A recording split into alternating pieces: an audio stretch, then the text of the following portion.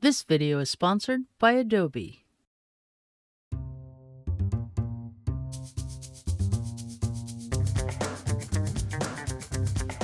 Hi, this is Mike Rankin with CreativePro, and in this video, I'm going to show you how to pan and zoom tiled windows in Photoshop.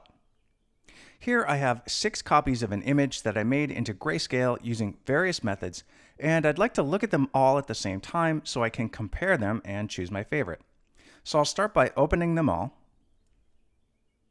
and then to see them all at the same time, I'll go to the Window menu and choose Arrange, Tile. I'll press Z to get the zoom tool. And at this point, there's 2 ways that I can make all these windows zoom simultaneously. The first way is to go to the options bar and turn on the option Zoom All Windows right here. And then when I click with the tool in the currently targeted window, which is this one down here in the bottom right, all 6 windows zoom in. If I click in a different window, like this one, the first click just targets that window, so the zoom level doesn't change, but the second click zooms them. And if I want to zoom out, I can just hold Option or Alt and click with the tool.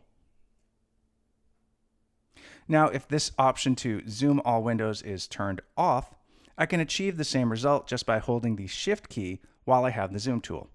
So I'll hold Shift and click a couple times to zoom in on all 6 windows. Now let's look at how to pan all these windows at the same time. I'll press the H key to switch over to the hand tool. And the same principle applies. There's an option in the options bar to scroll all windows. I'll turn that on and just drag around with the hand tool. Or if that option is turned off, I'll just hold the Shift key and drag. So that's a quick tip for how to pan and zoom tiled windows in Photoshop. Well, I hope you enjoyed this video.